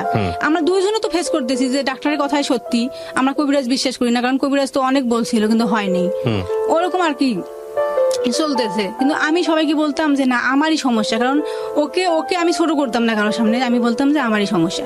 তখন আর কি এখন সব মিলে জিলে এখন আমাদের আবার বাড়িটা ভেঙে যায়। আমার শ্বশুর শাশুড়ি ওরা আবার আমার মতো আর কি একটা জায়গা নিয়ে ওরা ওখানে আসে, সামনে ওদের নদী। আমি যেখানে আসি ওখানে আমার 4,000 টাকা দিয়ে আমি ওখানে নিয়ে আসি। আমার শ্বশুরের তো এরকম সামর্থ্য নাই। আর আমার বাবা, বললাম যে আমার বাবা কোটিপতি ছিলেন, কিন্তু ওই ঘরের সন্তান আমার তো এখন কিছুই নেই, ওরাও তো দিতে পারবে না। আপনার বাবা কোটিপতি ছিলেন কিন্তু আপনার কিছু নাই কেন? হ্যাঁ, এটা আবার ভুলে গেছি যে আমার বাবা যখন ওখানে ব্যবসা করতো, ইন্ডিয়ান যে মাল আনতো সবকিছু, ওখানে আর কি সব টাকা দিয়ে দেওয়ার পরে আর কি সব শেষ হয়ে যায় একবারে, আর কিছুই ছিল না আমার বাবার, এখনো কিছুই নেই, এরকম আর কি আছে আমার বাবার। ওই ফ্যামিলি সন্তান, আমি কোনোদিন তো কারোর সামনে যাইনি, আমি লজ্জায়, আমি তো পর্দা করি, আমি তো ঘরের ভিতরে থাকি। এরকম করে যখন আমাকে আলাদা করে দেয়, আমার শ্বশুর কিছুই দিল না, শুধু একটা ঘর দিল, তা নদী তো ভাঙছে, এখন তো আমার আলাদা বাড়ি, ওভাবে থাকতেছি, কিন্তু একাই। এখন আমাকে ছেড়ে ও কোনো করতেও পারে না, আমি তো একাই থাকতেছি বাড়িতে। আমার একটাই দুঃখ যে আমি দিনের মধ্যে হয়তো পর্দা করি, তাই আমি একাই থাকি, সবার কথা শুনে থাকি, কিন্তু আমার যখন খুব কষ্ট লাগে যে আমি যখন রাত হয় তখন আমার একাই থাকতে হয়, আমার পাশে কেউ নাই, আমি একাই থাকি, ওভাবে থাকতেছি। কিন্তু আমি যে থাকতেছি ওই শ্বশুরে ভাঙা ঘরটা দিছে, ওই ঘরে থাকতেছি, কিন্তু বৃষ্টি আসলে তো পানি করতো, দিনে হইলে আমি কোনোটাই যাইতে পারতাম না, যে রাতে হয় পাশের বাড়িতে থাকতাম, এরকম করতাম। ও তখন ঢাকাতে? হ্যাঁ, ও যখন ঢাকাতে আসতে চাইছে যে ডাক্তার দেখাইতেছে, এরকম ওর ছিল। আমি বলছি যে আমি আগে বলতাম না যে আমার সমস্যা কেন, আমি আমার হাজবেন্ডকে ছোট করব। তখন আর কি আমি এইভাবে বলতে বলতে সবাই বলে তো তাহলে বাচ্চা হয় না কেন, সমস্যাটা কার? তখন আর কি আমি অনেক কয়েক বছর যাওয়ার পর আমি আমার ফ্যামিলিকে বলে দেই যে আমার হাজবেন্ডের সমস্যা। তারপর ওদের ফ্যামিলিকেও আমি বলি, কিন্তু ওদের ফ্যামিলি এখনো মনে করতেছে যে এটা আমার সমস্যা। আপনি আপনার ফ্যামিলিকে জানানোর পরে ফ্যামিলি কি বলে? আমার ফ্যামিলিকে যখন জানাইছি, আমার ফ্যামিলি বলে যে সন্তান দেওয়ার মালিক তো হয়েছে আল্লাহ, কারো হাত নেই এখানে, আর তোমার তো সামর্থ্য নেই, আমারও সামর্থ্য নেই যে দিতে পারবো, এরকম নেই, তো এখন তুমি কি করবা, তোমার যা ইচ্ছে তুমি তাই করো। তখন আর কি আমি বললাম যে আমি কি করবো, আমি তো কিছু, আমার জীবনে বিয়ে একটাই হয়েছে, যদি আমার খালাতো ভাই না হইতো তবু একটা কথা হইতো, আর ওকে আমি এত ভালোবাসি, আমি ওকে ছাড়তেও পারবো না, এভাবে বলছি। তখন আমার আম্মু, আমার ফ্যামিলি থেকে সবাই বলে যে আমরাও তো ওকে ভালোবাসি, কিন্তু এখন ওর জন্য যে তোমার লাইফটা নষ্ট, তুমি কি করবা? কারণ আমার যে ছোট ভাইটা আছে তার এখন বর্তমানে একটা মেয়ে আছে, বিয়েও করছে, ও 18 বছর বয়স। আমার ছোট বোনের 2টা মেয়ে 18 বছর বয়সে বিয়ে করে ফেলছে? হ্যাঁ, বিয়ে করছে। মানে আপনাদের এলাকায় কি মানে শিক্ষার আলো একেবারেই নাই, পৌঁছায় না, লেখাপড়া দিছি করবে না, এরকম করে আর কেউ বিয়ে করে। আমার বোনটা যখন ক্লাস 8-এ পড়ে তখন ওকে আর ছাড়বে না। তো এখন আমার ফ্যামিলি থেকে কয়েক মাস আগে আমাকে নিয়ে যাওয়ার পর আর কি সবাই, আমার চাচা সবাই বলতেছে যে এখন তুমি কি করবা, কারণ আজকে যদি ও মারা যায় তোমার কি হবে, তোমার তো এখনো জীবন পড়ে আছে, এখন কি করবা? তখন ওরা কি আর কি আমাকে আসতে দেয়নি, 3 মাস আসতে দেয়নি। না নিশ্চয়ই, আমি এই প্রশ্নটা, আপনার জামাই কি বলে আপনাকে? আমার জামাই? হ্যাঁ, জামাই কি বলে? জামাই মানে আপনার হাজবেন্ড? আমার হাজবেন্ডের কথা যে তুমি যদি আমাকে ডিভোর্স দাও তাহলে তো আমি বাঁচবো না। আপনি আসেন, আপনার হাজবেন্ড এতক্ষণ সামনে বসে আছে, আপনি চলে আসেন। আপনার ওয়াইফ যা বলেছে এতক্ষণ যাবত আপনাদের সংসার নিয়ে, এটা কি সত্য? হ্যাঁ, এটা সত্যি। কিভাবে জানলেন, কিভাবে হলো? আপনার গল্পটা একটু শুনি। মানে আপনি যেটা বলতেছিলেন আপনার প্রবলেমগুলো। হ্যাঁ, আমার প্রবলেমগুলো হলো যে আমি তো আসলে মানে ওই ধরনের কোনো সমস্যা ফেস করতাম না, যে আসলে আদৌ কি আমার এই সমস্যা আছে কিনা। আর এগুলো বিষয়ে যখন জানতাম না, তো ওর চিকিৎসাটাই সর্বপ্রথম শুরু করাই আমরা। হ্যাঁ, তো ওর ধারাবাহিকভাবে যখন চিকিৎসা চলতে থাকে, এক পর্যায়ে যখন আমি জানলাম যে আসলে সমস্যাটা ওর না, সমস্যাটা আমারই, তখন ওখান থেকে ওই জায়গায় এক বন্ধাত্ম ডাক্তার, সেটা হলো রংপুরে, যে 2-3 বার পরীক্ষা করার পরে উনি যখন বললো যে আসলে তোমার তো সমস্যাটা যে দেখা যাচ্ছে, তোমার স্বাভাবিক পদ্ধতিতে সন্তান হওয়ার সম্ভাবনা খুবই কম, তারপরও তুমি ঢাকায় যাও, আমি রেফারেন্স করে দিচ্ছি, তুমি সেখানে গিয়ে তাকে দেখাও। দেখার পরে হয়তো যদি তোমার কপাল ভালো হয় তাহলে তোমার হয়তো অপারেশনের মাধ্যমে হতে পারে, আর যদি না হয় তাহলে অন্য পদ্ধতি আছে, তুমি সেখানে যাও, যে তাদের সাথে কথা বলো। তো তখন আমি ওখান থেকে ওকে নিয়ে চলে আসি। আসার পরে তখন আমি কাজ করি হলো ঢাকা কেরানীগঞ্জে। যখন ওকে নিয়ে ঢাকায় আসি তখন কেরানীগঞ্জে, তখন ওখানে একটা রুম নেই, আমি রুম নিয়ে ওখান থেকে পরে ওকে নিয়ে ঢাকায় আসি। আসার পরে তখন উনি ওকে একটা পরীক্ষা দেয়, আর আমারও পরীক্ষা দেয়, 3টে পরীক্ষা দেয় আমাকে। 3টে পরীক্ষা দেয়, তা বললো যে একটা পরীক্ষা আমাদের হসপিটালে হবে না, সেটা মোহাম্মদপুর থেকে করে আনতে হবে। তারপরে আমি ওর পরীক্ষাটা ওখানে করাই, পরে আমার 2টা পরীক্ষা ওই হসপিটালেই হয়, আর একটা পরীক্ষা ওখান থেকে করে নিয়ে আসি। পরে আসার পরে এখন যে রিপোর্ট দেখার পরে উনি বলতেছে যে আপনার যে হরমোন টেস্টটা করা হয়েছে, এটাতে দেখা যাচ্ছে আপনার শুক্রাণু যেটা মানে স্পার্ম, সেটা তৈরি হচ্ছে, কিন্তু যে কোনো কারণে বাধাগ্রস্ত, মানে ভাঁজ ডিফারেন্স যেটাকে বলে আর কি, ডাক্তারি ভাষায় নাকি থাকে, সেখানে কোথাও বাধাগ্রস্ত আছে। আচ্ছা, সে কারণে তোমার স্পামটা পাস হতে পারছে না, মানে শরীরে প্রডিউস হচ্ছে কিন্তু ইরেকশন হচ্ছে না। হ্যাঁ, ইরেকশন হতে পারতেছে না। আচ্ছা, এটা তোমার প্রবলেম। তা এখন আমি ভাবলাম যদি আমার এটাই প্রবলেম হয় তাহলে আমার এখন উপায় কি? তখন উনি বললো যে এর উপায় আছে। তা আমি বললাম কিভাবে সেটা? তা বলতেছে যে আমাদের যে এখন আধুনিক চিকিৎসা, এটা বাংলাদেশে এখন অ্যাভেলেবল হচ্ছে, সেটা হলো আইভিএফ। তা আমি বললাম যে আইভিএফটা কি, এটা তো বুঝতাম না। তা উনি বললো আইভিএফটা হলো যে আমরা যখন কোনো পুরুষের এই ধরনের সমস্যা পাই, স্বাভাবিক পদ্ধতিতে হয় না, তখন আমরা ওই পুরুষটার থেকে সিমেন্স কালেক্ট করি আর কি, স্পার্ম, আর ওই মেয়েটার থেকে আমাদের আর কি যেটা বলে ওভামা, ডিম্বাণু, এটা দুটো সংগ্রহ করে আমাদের মানে ফার্টিলিটি করে, বাইরে ফার্টিলিটি করে, তারপরে এটা আর কি ওম্বে প্রবেশ করায়, প্রবেশ করানো হয়। তো এটাতে শুধু ওই পুরুষটার স্পার্ম গ্রহণ করা হয়। যদি সেটা পুরুষের না থাকে সেক্ষেত্রে আমরা সেটা করি না। তা ভাবলাম যে তাহলে এটার পিছনে ব্যয় কত হবে? তো ওনারা বলতেছে যে এটার পিছনে তো ব্যয়বহুল, কারণ এটা চিকিৎসায় অনেক ব্যয়বহুল। যদি তোমাদের ইচ্ছা থাকে তাহলে তোমরা করতে পারো। তা বললাম কত হতে পারে? যে 3 থেকে 3.5 লক্ষ টাকা খরচ পড়বে, তবে পার্সেন্টেজ 1/3। রাইট, সেই জায়গাটায় আমি যেতে যাচ্ছিলাম যে পার্সেন্টেজ 1/3 মানে 3 ভাগের 1 ভাগ। সফল হতেও পারে, না হতে পারে, এবং না হওয়ার সম্ভাবনাটাই বেশি। তা বললাম যদি প্রথমবারে না হয় তাহলে যে আবার দ্বিতীয়বার করতে হবে, একই প্রাইস। তা বলতেছে যে দ্বিতীয়বার করে, তা বলতেছে যে তাদের মধ্যে যারা ইয়ং পার্সন, তাদের পার্সেন্টেজ 50+ হইতে পারে। যদি এদের বয়স 30-এর নিচে হয় তাহলে এদের পার্সেন্টেজ 50+ হতে পারে। যখন গড় হিসাব পড়ে যায় তখন নাকি 1/3 পড়ে যায়। তা বললাম যে তাহলে যে আপনি বললেন যে, মানে আর ওনাকে প্রশ্ন করলাম যে আপনি তো বললেন যে আপনার স্পাম তৈরি হচ্ছে, হয়তো কোথাও বাধাগ্রস্তর কারণে আসতে পারতেছে না, তাহলে তো অপারেশনের মাধ্যমে করা সম্ভব। তা বলতেছে অপারেশন করে অনেক সময় হয়, আবার নাও হয়, এই জন্য আমরা ওইদিকে যাইতে চাচ্ছি না। তা আমি ভাবলাম যে তাহলে ঠিক আছে, আমরা পরামর্শ করি, যেহেতু আপনি বলছেন আমরা পরামর্শ করি। তারপরে আসার পরে উনি আবার বললো যে যদি এত টাকা খরচা যদি না করতে চান, অন্য পদ্ধতিতে করতে চান, সে ব্যবস্থা আছে। যাই হোক, সে পদ্ধতিটার কথা আমি নাই বলতেছি আর কি। সেটা বলবো কি, বলা যাবে? শিওর, বলেন। যে ডোনারিজম। আচ্ছা, তা ডোনারিজম, তা আমি বললাম যে এটা কিভাবে? যে ওটা অন্য পুরুষের থেকে কানেক্ট করে আপনার অন্য পুরুষের স্পার্ম নিয়ে আলটিমেটলি সেটাকে ফার্টিলাইজ করা হয়, ওটা ফার্টিলিটি করবে। সেটা হলো আইইউআই পদ্ধতিতে। ওটা খরচ নাকি স্বল্প, যে ওদের স্পার্ম কালেক্ট করে ওটা আইইউ পদ্ধতিতে তার জরায়ুতে প্রবেশ করাবে। তা আমরা বললাম যে না, আমরা তো ওইভাবে নেব না, কারণ সেটা তো ইসলামেও বৈধতা আছে কিনা জানি না, তখনও জানতাম না। তা বললাম যে না, আমরা ওইভাবে নেব না। তাহলে আপনারা দেখেন কি করবেন।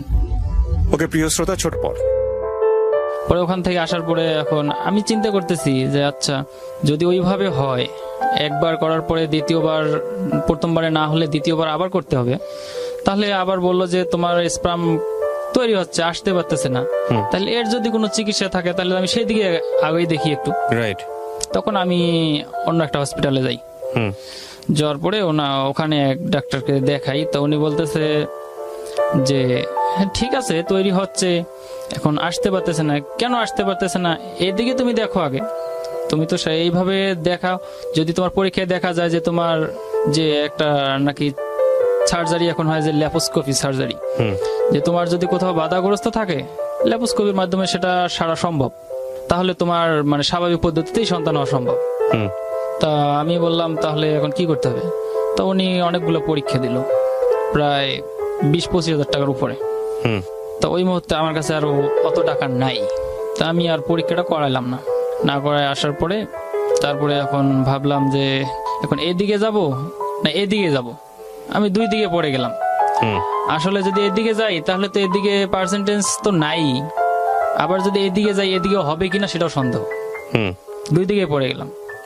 তা এখন ওই অবস্থায় রাখলাম কিছুদিন, যে না এখন আর যেদিকে একই সব দিকে তো টাকার প্রয়োজন। আর আমি তো বিবাহের 7 মাস থেকে শুরু করে যে চিকিৎসা করতেছি সব তো আমার উপর দিয়েই। আর আমার একটা সমস্যা, আমি সবসময় কাজ করতে পারতাম না। একটা হলো সমস্যা, আমার হাত পা প্রচুর ঘামে, যে এখনো বসে আছে আমার হাত প্রচুর ঘামতেছে পানি, এজন্য আমি সব ধরনের কাজ করতে পারতাম না। যখন সোয়েটারের কাজ করছিলাম তখন ওই নিটিং মেশিন চালা আমার জন্য খুব কষ্টকর হতো। তো আমি যদি রাত্রে মেশিন রেখে আসতাম, সকালে গিয়ে দেখলাম যে ওখানে আয়রন জমে একবারে মেশিন পুরো জাম হয়ে থাকতো। এই জন্য আমি ওর কাজটা করতে পারতাম না, ওটা শুধু নিডেলের কাজ তো, এই জন্য ওটা কাজ করতে পারতাম না, এই জন্য কাজটা আমি ছেড়ে দিছি। তারপরে অনেক জায়গায় তখন দেখলাম যে যখন এইসব কাজ আমি পারতেছি না, তখন গার্মেন্টস এর কাজে গেলাম। গার্মেন্টস এর কাজেও কিন্তু করতে পারি নাই। যখন ওই মেশিন চালাতে যাইতে হয়, যখন হোয়াইট কালার মাল আসে তখন আর আমি ওই মাল করতে পারি না, কারণ স্পট লেগে যায়। তখন ওখানেও চাকরিটা ছেড়ে দিই, দিয়ে ভাবলাম তাহলে এখন আমি কি করব, কোন চাকরি করলে আমার জন্য ভালো হবে। তখন ওখান থেকে আমি চলে যাই, মানে যে আমাদের যে সিমেন্ট কোম্পানি আছে না, শাহ সিমেন্ট, ওখানের এক সর্দারের কাছে গিয়ে মানে ওখান থেকে আর কি লোড আনলোডের চাকরিটা নেই। মানে ওখান থেকে মনে করেন পুরো ঢাকা শহরে রাত্রে গাড়িতে আসি, আর দোকানে দোকানে মাল দেওয়া, এইভাবে সেল করি। তো ওখান থেকে ওইভাবে করি আর চিকিৎসা করাই, যে আমার তো টাকা জমাইতে হবে। এদিকে ও যে এতদিন যাবত মানে ওর চিকিৎসা করাইছি, সমস্যা নানান সমস্যা দেখা দিছে, চিকিৎসা করাইছি। এই চিকিৎসা করাইতে গিয়ে ও মানে এখন প্রায় প্রায় অসুস্থ হয়ে যায়। মানে বুঝতে পারি না যে ও মানে অল্প বয়স থেকে ওর চিকিৎসাটা শুরু হয়েছে অ্যান্টিবায়োটিকের উপর, তো মানে ওর শারীরিক নানান সমস্যা শুরু হয়ে যায়। তো এখন ও প্রায় প্রায় অসুস্থ হয়ে যায়। হঠাৎ করে দেখা গেল আজকে এই সমস্যা, কালকে দেখা গেল ও সমস্যা। মানে এখন তো আমার সংসারে তো অনেক আগেই তো বাবা মা পৃথক করে দিচ্ছে, কারণ আমি যখন এই চিকিৎসা শুরু করি তখন থেকে আমি আর বাবা মাকে টাকা দিতে পারিনি, কারণ মানে চিকিৎসার পিছনে যে এইসব পরীক্ষা নিরীক্ষা খুব ব্যয়বহুল। যেখানে যাই সেখানে অনেক টাকা ঋণ করে, আবার ওই টাকা শোধ না করতে আবার অন্য চিকিৎসা দিকে আগাইতে হলে আবার ঋণ করতে হয়, আবার কাজ করে শোধ করি। এদিকে বাবা মা তেমনটা প্রেশার দিত না, কারণ বুঝতো যে ও তো চিকিৎসা পিছনে ব্যয় করতেছে, এই জন্য দিতে পারে না। আমার বড় ভাই সে মনে করেন পরে আর কি সংসারের দায়িত্বটা নিচে এখনো আর কি আছে। তা যখন আমি ওই সাংসারিক দায়িত্ব তখন টাকা পয়সা দেই না, এই কারণে তারা বলতেছে তুই তো সাংসারিক পিছনে কিছুই দিতেছস না, তাহলে তোকেও পালতে হয়, তোর বউকেও পালতে হয়, তাহলে তুই পৃথক হয়ে খা। তো পৃথক হয়ে খাবো ঠিক, এখন তো ওই অবস্থায় পৃথক করে দিলে আমার তো আমি শূন্য, কারণ আমার তো ওই অবস্থায় নাই দেখে আমাকে পৃথক করে দিতেছে। যখন আমি পৃথক হয়ে যাই তখন ওই দিন মানে আমার বলতেছে যে তোকে কিছুই দেবো না, যে ঘর আছে থাকার ঘর সেটাও দেবো না। থাকার ঘরটা যদি আমাকে না দেয় তাহলে আমি থাকবো কোথায়, আমার তো বউ নিয়ে থাকতে হবে। তারপরে অনেক মানে চাচা টাচারা বসার পরে তখন বললো যে ঠিক আছে, ওকে ঘরটা শুধু দেওয়া হবে, আর কিছু দেওয়া হবে না। আচ্ছা। পরে যে ঘরটা দেয় ওই ঘরটা আমি মাঝখানে একটা কথা বলতে ভুলে গেছি, সেটা হলো যে মানে আমাদের বাড়িটা একবার পুড়ে গেছিল আগুনে, মানে কিছু ছিল না। আচ্ছা। ওই বাড়িটা পোড়ার পরে যে কিছু টিন ছিল না, কিছু টিন একটু হালকা ভালো ছিল, ওই ধরনের টিন দিয়ে এই ঘরটা তুলানো হয়েছিল আর কি। ওই ঘরটা পরে আমাকে দেয়, আমি ওই ঘরটায় থাকতাম। পরে ওখান থেকে ওই ঘরটাতে থাকতাম, আর এদিকে তো আলাদা পৃথক। ওই দেখা গেল 1 মাস যদি বাইরে ওইভাবে কাজ করতাম, আবার ও ওই রকম সমস্যার কারণে আবার যে ও চিকিৎসা আমার চিকিৎসা বাদ দিয়ে ওর পিছনে আবার ব্যয় করতে হয়। তখন ওইভাবে করতে করতে হঠাৎ করে আমাদের পাশেই নদী ছিল, তো এক সময় বাড়িটা ভেঙে যায়। এখন বাড়িটা ভেঙে যাওয়ার পরে এখন আমি মানে কোথায় গিয়ে আর এখন ঠাই নেব, বাবার ভিটাই ছিলাম, কিন্তু বাড়িটা যখন ভেঙে গেল তখন বাবা তারা মানে এরকম সিস্টেম হয়েছে, যারা সেদিন বাড়িটা ভেঙে নিয়ে গেছে ভাইয়া কি বলবো, মানে আমি ছিলাম হলো শ্বশুর বাড়িতে, কিন্তু আমাকে বলেনি, আমরা দুজনে ছিলাম। কিন্তু আসার পরে দেখি মানে শুধু আমার ঘরটাই আছে, তাদের ঘর নেই। আচ্ছা। পরে এখন কি বলবো, তখন আসি বললাম যে আপনারা যে গেলেন আমাকে একবার বললেন না, আমি এখন কোথায় যাব।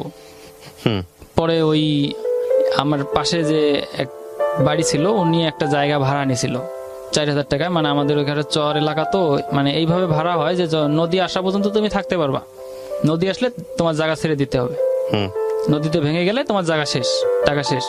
তো পরে ওই জায়গায় 4000 টাকায় মানে একটা জায়গা ভাড়া নিয়েছিল। পরে ও বলতেছে আমি ওই জায়গায় যাবো না। পরে আমি ওই 4000 টাকা তাকে দিয়ে পরে আমি ওই জায়গাটার মধ্যে যে একবার জমিনের উপর আর কি ঘরটা উঠানোর পরে ওই জায়গায় মনে করেন বন্যা আসলে পুরো 3-4 ফিট পানি হইতো ঘরের ভিতরে, থাকান যাইতো না। পরে ওই অবস্থায় মানে আমার তো আর ওই অবস্থায় মানে একটা জায়গা ভালো জায়গা নিয়ে বাড়ি করার মতো সামর্থ্য নেই। পরে ওকে মনে করো ওই বাড়িতেই রেখে আমার কাজ করতে আসতে হয় আর কি, বাঁচতে জীবিকার বা হলে তো বাঁচতে হলে তো আসতেই হবে। এখন পরে আমি ওইভাবে আসার পরে যেটুকু সামর্থ্য হয়। আবার ওই দেখা গেল 1 মাস যদি আমি কাজ করি, পরে 1 মাস ওর পিছনেই ব্যয় করা লাগে। 1 মাস যদি কাজ করি, আবার দেখা গেল যে 10 দিন যদি ছুটি কাটায় আসি, পরের মাসে যা দেখলাম যে তো টাকাও পাইলাম না, অল্প। এইভাবে আবার ঋণ হয়ে যায়। এখন ওইভাবে করতে করতে এখন মানে পারতেছি না, আর কোথায় যাবো? তখন যে কোথাও একটা বেতনে চাকরি করতে যাই হালকা পাতলা, সেখানে তো আর আমাকে মাসে মাসে ছুটি দিবে না। তখন আমি ওই কি করি, দেখা যায় যে আলুর ক্ষেত লাগাইতে যাই, যে 15 দিন 20 দিন 1 মাস কাজ হয়, আবার বাড়িতে যাই। আবার দেখা যায় যে মানে ধান কাটা কাজে যাই, ওখানে কিছুদিন করি, আবার বাড়িতে যাই। এইভাবে চালাই। তো এখন দেখা গেল যে ওই যে ঘরটা দিছে, একবার শিলা বৃষ্টি হয়, প্রচুর শিলা বৃষ্টি হয় এলাকায়।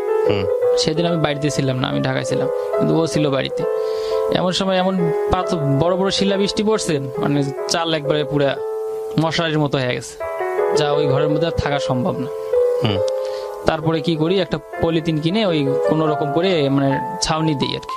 ছাউনি দিয়ে ওই ঘরে থাকি প্রায় 5 বছর 6 বছর ওই ঘরে থাকলাম, বাড়ি আলাদা করার পরে। তো এখন বলতেছে যে, ও বলতেছে আমি একলা বাড়িতে থাকি, অনেক সময় মানে বাজে ছেলেপেলেরা মানে কিছু খারাপ সিদ্ধান্ত নেয় আর কি। আচ্ছা, এখন কথা হচ্ছে যে আমি আপনার গল্পটা পুরোটা শুনলাম, আমি আমার জায়গা থেকে কয়েকটা বিষয় বলি। একটা যেটা হচ্ছে যে আপনি এখন কি করেন? আমি এখন মানে যেখানে আছি, একটা কনস্ট্রাকশন সাইডে আছি আর কি। কত টাকা পান আপনি ওখান থেকে মান্থলি? আমি ওখানে মান্থলি না, যে মানে দিন ইনকাম, মানে কাজ করলে পাই, না করলে না। আপনার ওয়াইফ কি নিয়ে আসেন না কেন আপনার কাছে? এখন আমি যেখানে আছি এখানে তো রুম ভাড়া অনেক টাকা, আর আমি যে টাকায় চাকরি করি আর ওই টাকা দিয়ে এখানে রুম ভাড়া নেওয়া সম্ভব না। আপনারা দুজনেই গার্মেন্টস করেন, দুজনেই গার্মেন্টসে কাজ করেন, সমস্যা কোথায়? ও তো অসুস্থ এখন, ওর যে এখন সমস্যাটা দাঁড়াইছে, ও মানে মাথার সমস্যা নিয়ে ব্যস্তেছে না, মানে মাথাটা ওর মানে পুরো মাথাটা। প্রথম কথা হচ্ছে দেখেন, এখানে আমি একটা কথা বলি আপনাদেরকে। আপনি যদি মনে করেন যে একটা মানুষের প্রতি আপনি অন্যায় করতেছেন, যে আপনার সেই সুযোগটা নাই, সেই সামর্থ্যটা নাই, কিন্তু তার জায়গা থেকে তার বাচ্চার শখ আছে এবং সেটা তার অধিকার, সেটা যদি আপনি মনে করেন যে না, সেটা আপনি ঠিক মতো পারতেছেন না, সেটা আপনি অ্যাফোর্ড করতে পারবেন না, কোনোভাবেই কোনো দিক থেকে পারবেন না, তারপরও আপনি তাকে কেন ধরে রাখবেন? আপনি আমাকে এই প্রশ্নের উত্তরটাকে দেন। এখন আমি ধরে রাখি আমার 9 বছরের সংসার, তার প্রতি আমার একটা ভালোবাসা, আর আমি এটা ভাবি যে ও যদি চলে যায়, আমি দ্বিতীয় বিয়ে কেন করব? আর দ্বিতীয় বিয়ে করলে তো সে মেয়েটার লাইফটাও নষ্ট হয়ে যাবে। তো আপনি তার এনার লাইফও তো নষ্ট করতেছেন। হ্যাঁ, এনার লাইফও নষ্ট করছে। আমি তারপরে মানে বলি যে তুমি যাও, আমি কি হই, আমার জীবন, একলা জীবন, আমি বাঁচি বা মরি সেটা সমস্যা না, তুমি চলে যাও। তো ও বলে যে 9 বছর যাবত তোমার সংসার করলাম আমি, এখন যদি আমি এই 2 দিনকে দুনিয়াতে তোমাকে ছেড়ে যদি আমি সুখের জন্য যদি কোথাও যাই, পাবো টাকা, পাবো ধন, পাবো সবকিছুই পাবো, কিন্তু মানে এখন যদি তো যে আমি ওই সুখের জন্য যাই, কিন্তু তোমার তো অনেক কষ্ট হবে না, আমি তো তোমাকে ভালোবাসি। আর যদি মরতে হয় একসঙ্গে মরি, দুনিয়ার থেকেই চলে যাই। মাঝে মধ্যে সিদ্ধান্ত নিই যে আমরা সুইসাইড করে ফেলি। আবার বলি যে সুইসাইড মহাপাপ। ও যখন সুইসাইড করতে যায়, আমি ওকে বুঝাই যে দেখো, তুমি সুইসাইড করতে চাও, তুমি যদি মরে যাও তাহলে আমার কি হবে? মানে বিষয়টাকে দাঁড়ান, বিষয়টাকে না আপনারা এই বিষয়টাকে এমন ভাবে জটিল করে ফেলছেন। মানে আমার কথা হচ্ছে কি, মানে ঠিক আছে, আপনি একটা প্রবলেমের মধ্যে আছেন, সেই প্রবলেমটাকে আপনি সলভ করার জন্য চেষ্টা করবেন, তাই না? এটাই তো চেষ্টা যখন একেবারে সলভ হবে না, আইদার আপনাকে প্রবলেমটা নিয়ে চিন্তা করা বাদ দিতে হবে, অথবা আপনাকে নতুন কোনো কিছু করতে হবে, নতুন কোনো স্টেপ নিয়ে চিন্তা করতে হবে। তো আপনার এই প্রবলেমটা তো এমন প্রবলেম না যেটা সুইসাইড করার প্রবলেম।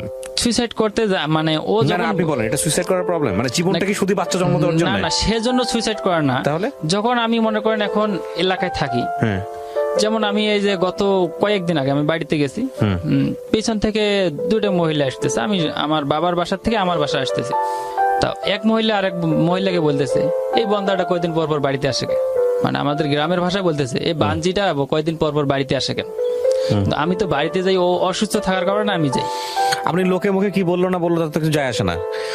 আবার অনেক সময় দেখা যায় আমি বাসায় গেছি, আমি যদি একটা গাছ লাগাই, আসি বলে যে তোরা বাঞ্জি দেখি তোদের গাছেও ফল ধরে না, ঠিক আছে, একটা লেবু গাছ লাগাইছি, লেবু গাছের সময় হলে তো ফল আসবে। আচ্ছা আমি একটা কথা বলি এখানে, হ্যাঁ ঠিক আছে, আপনি গল্পটা বললেন, হয়তো কিছু মানুষের মানসিকতা চেঞ্জ হবে, ডেফিনেটলি আমি সেই জায়গাটায় অবশ্যই নক করি, কিন্তু আপনাদের যে সেন্সের জায়গাটা, সেই জায়গা থেকে সরে আসা উচিত। কিন্তু আপনারা আজকে অনেক দূর থেকে কষ্ট করে নিজের পকেটের পয়সা খরচ করে এরকম লাখ লাখ মানুষ শুনে এরকম একটা অনুষ্ঠানে আসছেন, হ্যাঁ নিশ্চয়ই আপনারা এই অনুষ্ঠানটাকে ভ্যালু দেন বলে আসছেন, কষ্ট করে হ্যাঁ, আসছেন। আমরা- দেখেন এখানে 2-3টা বিষয়। প্রথম কথা হচ্ছে যে প্রবলেমটা এত জটিল না যে কারণে সুইসাইডের কথা চিন্তা করতে হবে, 1। 2 নাম্বার হচ্ছে যে বাচ্চা হয় না, বাচ্চা হবে, আল্লাহ চাইলে হয়তো ভবিষ্যতে হবে, তাই না? আপনার বয়স কত আর ওনারই বা বয়স কত? এত ফ্রাস্ট্রেটেড হওয়ার তো কিছু নাই। আর বাচ্চা না হলেই জীবনটা শেষ হয়ে যায় না, ঠিক আছে? এটা হচ্ছে 1 নাম্বার। 2 নাম্বার হচ্ছে হলো উনি যদি অ্যাকসেপ্ট করে নেয় যে না, বাচ্চা না হলেও আমি তোমার সাথে সংসার করব, তাহলে এটা নিয়ে ঘাটাঘাটি না করাটাই ভালো। ওনাকে ওনার মতো থাকতে দেন, উনি আপনার সাথে সংসার করুক। কিন্তু 3 দিন পর পরই যদি দেখেন যে উনি স্যাড, আপনার এই প্রবলেমের কারণে আপনি পারতেছেন না তাকে পয়সা দিয়ে ট্রিটমেন্ট করাতে, আপনি পারতেছেন না তাকে যেই আপনার আইভিয়ান নাকি পদ্ধতির কথা বললেন সেটার দিকে নিয়ে যেতে, তাহলে আপনি তাকে কেন ধরে রাখবেন? আমি ছেড়ে আমি দিলে তো আমি সে আমি যাবে আমি না। আমি আমি এক্স্যাক্টলি, তাহলে যদি না যায় তাহলে তাকে এটা নিয়ে কথা বলাই যাবে না। আপনি দেখেন তার মধ্যে টেন্ডেন্সিটা আছে কিনা।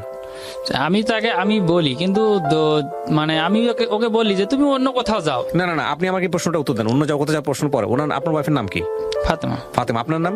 হারুন। হারুন। ফাতেমাকে আপনি এটা বলছেন, সে আপনাকে ছেড়ে যাবে না, সেটাও বলছেন, হ্যাঁ। তাই না? কিন্তু ফাতেমা আপনার সামনে এই বিষয়টা নিয়ে ফ্রাস্ট্রেটেড হয়, হতাশ হয়, কষ্ট পায়। হ্যাঁ, কষ্ট পায়, কষ্ট আমাকে পায়। বলে। আচ্ছা, এখন তাহলে ফাতেমাকে আপনার এই জায়গাটায় নিয়ে আসতে হবে যে ফাতেমা, আমার সামর্থ্য নাই, আল্লাহ আমাকে দেয় নাই, এটা এখানে মানুষের কোনো হাত নাই, কোনো দিক থেকে সামর্থ্য নাই।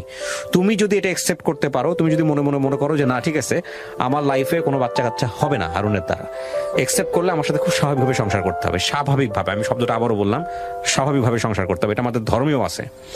তুমি যদি কোনো মানুষের অপরপক্ষ, মানে বৈবাহিক সম্পর্কের বিষয়ে বলা হয়েছে, তুমি যদি দুর্বলতা জানো, উইকনেস জানো, সেটাকে ক্ষমা করে তার সাথে থাকো। আর যদি না ক্ষমা করতে পারো, তাহলে তাকে বারবার তুমি খোঁটা দিতে পারবে না, বারবার তাহলে তুমি তাকে নিয়ে আলোচনা করতে পারবে না। সো এটা আপনার একটা উইকনেস, যেটা আল্লাহ দিছে আপনাকে, এখানে আপনার কোনো হাত নাই। না। Got my point?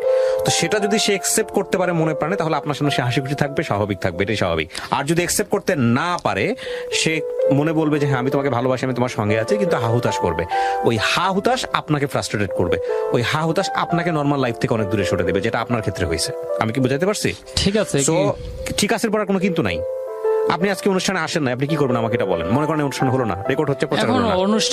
অনুষ্ঠানে আসছি, এখন আসার উদ্দেশ্য হলো যে এইভাবে মানুষ আমাকে ব্ল্যাকমেলের ধরনের কথা বলে। আপনি কি মনে করেন রেডিওতে অনুষ্ঠানটা প্রচার হয়ে গেলে এটা লাখ লাখ মানুষ কালকে চেঞ্জ হয়ে যাবে? না না না। তাহলে আমার কথায় মানুষ হয়তো 1-2 জন চেঞ্জ হতে পারে, কিন্তু Right. সবার মানুষের যদি সমাজের এই ধরনের যদি সবার মন মানসিকতা থাকতো, তাহলে তো আমাকে এইভাবে কেউ বলতো না। রাইট, তাহলে তো এরা আমাকে বলতো না যে তুমি। আমার ফোকাসটা ওই জায়গাটাই ঠিক আছে। আপনি যেটা বললেন সেটা মানুষ হয়তো 2-1 জন ঠিক হবে, কিন্তু হ্যাঁ। আমার ফোকাসটা আপনি, কারণ আপনি ঠিক যদি আজকে যদি এই সেন্সটা যদি আপনার ভিতর থাকে, আপনি কি মনে করেন ধরেন আপনার এই অনুষ্ঠানটা করে কেউ আপনাকে, আপনি একটা মেইল অ্যাড্রেস দিলেন বা আপনার ফোন নাম্বার দিলেন, আপনাকে 2 লাখ টাকা দিল, হেল্প করলো, আপনার কোনো গ্যারান্টি আছে আপনি বাচ্চা মালিক ইয়ে হবেন? না, হতে কোনো পারে গ্যারান্টি যদি নেই। আল্লাহ আপনার 2 লাখ, আপনার 2 কোটি টাকা থাকলেও আপনি অনেক সময় হতে পারবেন না, আল্লাহ যদি না দেয়। হ্যাঁ, তারপর তাহলে পয়েন্টটাতে বোঝার চেষ্টা করেন হারুন। আমি একটা কথা বলি এখানে, যদি হয়তো বা আমরা মানুষের দোয়া আর সবকিছুই তো আল্লাহ তাআলার ইচ্ছে, এখানে কারো হাত নেই। হয়তো আমার ফার্স্ট এডও হয়ে যেতে পারতো যদি আমি একবার চেষ্টা করে দেখতে পারতাম, তাও তো জীবনের আক্ষেপটা দূর হইতো আমার, যে না আমি চেষ্টা করছি, আল্লাহ তাআলা আমাকে দেয় নাই। 28 আপনার বয়সের আরো 40 বছর পরে আছে আপনার শেষ চেষ্টা করার জন্য, তো আপনি এখন এত তার ফ্রাস্ট্রেটেড কেন? মধ্যে একটা কথা আছে, সেটা হলো যে আমি যেটা বললাম আপনার যে ওয়াইফের বয়স কত? ওর বয়স আপনার অর্ধেক। 22। না, হিসাবে তো 5, আপনি যখন 22 বছর বয়স, 21-22 বছর বয়স, তারও তো আপনি যদি ফার্টিলিটির কথা চিন্তা করেন, তার তো কোনো প্রবলেম নাই। সে 30-32 পর্যন্ত আরো 7-8 বছর ইজিলি ট্রাই করতে হ্যাঁ, পারবে। 7-8 বছর ইজিলি ট্রাই করতে পারবে, কিন্তু এখন যে ওকে রেখে আমি ঠিক মতো কাজ করতে পারতেছি না। একটা হলো পয়েন্ট আমার হলো এটা, যে ওকে রেখে যে আমি ঠিক মতো একটানা যদি কাজ করতে পারতাম, তাও একটা চেষ্টা ছিল। আর দ্বিতীয় কথা হলো, আমি যেখানে আসছি, যে জায়গাটা ভাড়া জায়গাটা, এখন হয়তো মানে যে সামনে যে বন্যাটা আসতেছে, সর্বোচ্চ এই বন্যাটা পর্যন্ত থাকা যাবে। শোনেন হারুন ভাই, আমি একটা কথা বলি, এই কথাগুলো যদি মানুষ শোনে না, আপনাকে যে বললেন না যে টিস করে, আপনাকে লক্ষ লক্ষ মানুষ টিস করবে। আপনি একজন 28 বছরের একটা ছেলে, না আমি পয়েন্ট আগে আমার বলি। পয়েন্ট, আপনি আমার পয়েন্টটা শোনেন। 28 বছরের একটা ছেলে বাংলাদেশে নিশ্চয়ই কাজ করে একটা বউ পালার মতো যোগ্যতা আপনার আছে। হ্যাঁ, আমি সেটার জন্য কখনো শোনেন, আগে বলি না। শেষ করুন। সেটার জন্যই বলতেছি আপনাকে, আপনি এখন পারতেছেন না বিকজ অফ আপনার সিচুয়েশনের কারণে। হ্যাঁ, হ্যাঁ। আপনি যেখানে রাখছেন আপনার বউকে, সেখানে সে আনপ্রোটেক্টেড একটা জায়গায় আছে। হ্যাঁ। আপনি ঢাকা শহরে গার্মেন্টসে আপনি তো কাজ করতে পারেন, আপনি করেন না কেন? গার্মেন্টসে তো আমি বললাম যে আমার সমস্যার কারণে আমি গার্মেন্টসে কাজ করতে পারি না, যে আমার হাত পায়ে প্রচুর ঘাম হয়। কি পাবেন?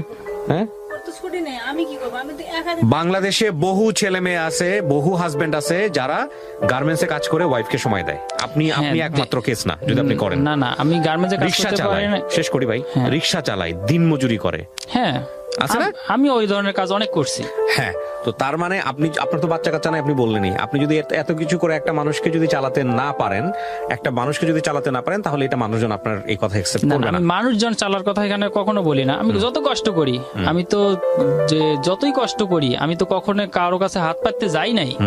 কারণ আমি এটা বলতে চাচ্ছি যে আমি যে সিচুয়েশনটার মধ্যে আছি বর্তমানে, এখন যদি আমি সামনে একটা জায়গা করে যে বাড়িটা করব, যদি ওই দিকে অগ্রসর হই।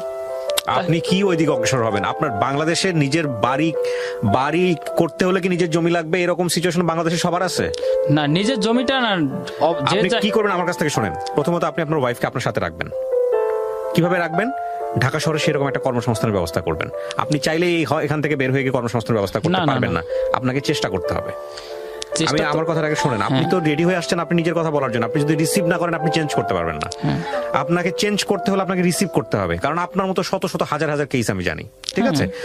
সো প্রথম চেষ্টা হবে বাচ্চা না, বাচ্চার কথা ভুলে যান। প্রথম কথা হচ্ছে বাচ্চা আপনাদের দুজনকে মানসিকভাবে অসুস্থ করে দিছে। হ্যাঁ, ঠিক আছে, এটা হচ্ছে আমার পয়েন্ট। হ্যাঁ, বাচ্চা জীবনের জন্য এমন কিছু না যে বাচ্চা না হলে জীবন হেল হয়ে যাবে। আপনারা দুজন মানুষ অসুস্থ হয়ে গেছেন, আপনাদের দিকে তাকানো যাচ্ছে না। হ্যাঁ, অসুস্থ আপনারা হয়ে গেছে। প্রথম যে কাজটা করেন, আগে বাঁচেন, ঠিক আছে? আর মানুষ কি বললো এটা নিয়ে চিন্তা করেন না। হ্যাঁ, মানুষ আপনার জীব, আপনি না খেয়ে থাকলে মানুষ আপনাকে খাবার দেয়? না, আপনি কি চুরি কখনো করছেন কারো ঘরে? না। করেন নাই তো, তাহলে সে কি বললো না বললো সেগুলো কিছু চায় আসে না আপনার। সেটা শোনেন, আপনি যেটা করবেন, প্রথম দায়িত্ব হচ্ছে আপনাকে আজকে আমি $1 মিলিয়ন সাজেশন দিচ্ছি। আপনাকে $1 মিলিয়ন সাজেশন দিচ্ছি। আপনি তো 2 টাকা মানুষের কাছ থেকে হেল্প পাওয়ার জন্য হয়তো আজকের এপিসোডে আসছেন, অথবা আসেন নাই, আমি দুটোই বললাম। কিন্তু আমি আপনাকে যে সাজেশনটা দিচ্ছি সেটা $1 মিলিয়ন সাজেশন, কোটি কোটি টাকার চাইতে অনেক দামি সাজেশন। আপনার ওয়াইফকে রাখার চেষ্টা করেন, এটার জন্য আপনার মানসিক শক্তি দরকার। আপনি শুধু এক্সকিউজ খুঁজেন না। আপনি এভাবে চিন্তা করেন, আপনি একটা পুরুষ মানুষ, আপনার 2টা হাত আছে, 2টা পা আছে, একটা মানুষের খাবার রোজগার করতে পারবেন না, আপনি একটা মানুষের আপনি থাকার জায়গা করতে পারবেন না ঢাকা শহরে? এটা কোনো কথা হইলো নাকি? আপনি এভাবে চিন্তা করেন, আপনি কোনো মাঝখানে কোনো এক্সকিউজই দেখাবেন না। আপনি চিন্তা করেন, আপনি চিন্তা করলে আল্লাহ ব্যবস্থা করে দিবে আপনাকে। আমার পয়েন্টটা বুঝতে পারছেন? আপনি যদি মনের দিক থেকে শক্তি রাখেন যে না, আমাকে আমার ওয়াইফকে কাছে রাখতে হবে, প্রথম কথা হচ্ছে এইটা। আপনি তো ওনাকে কাছেই রাখতে পারেন না। বিয়ের পরে কয় বছর কাছে ছিলেন? দুজন তো পাশাপাশি ছিলেন না। উনি আপনার জন্য দিনের পর দিন, মাসের পর মাস অপেক্ষা করে বসে থাকে। হ্যাঁ, এবং একটা এরকম একটা বাড়ির মধ্যে থাকে, দেখতে শুনতো মাশাআল্লাহ সুন্দর। তো সে তো অবশ্যই রিস্কে থাকবে, সে তো আপনার কাছ থেকে কিছুই পায়নি, আপনাকে একতরফাভাবে ভালোবেসে যাচ্ছে। তো অবশ্যই আপনি যেখানে আপনার কাজ হবে এমন একটা কাজ খুঁজে পাওয়া, যেই কাজটা করে 2 বেলা 2 মুঠো ভাত একসাথে খাইতে পারেন, অন্তত রাতের বেলা একসাথে ঘুমোতে পারেন, এরকম একটা ব্যবস্থা করা। প্রথম কাজ হচ্ছে আপনার এটা, আগামী 1 বছরে।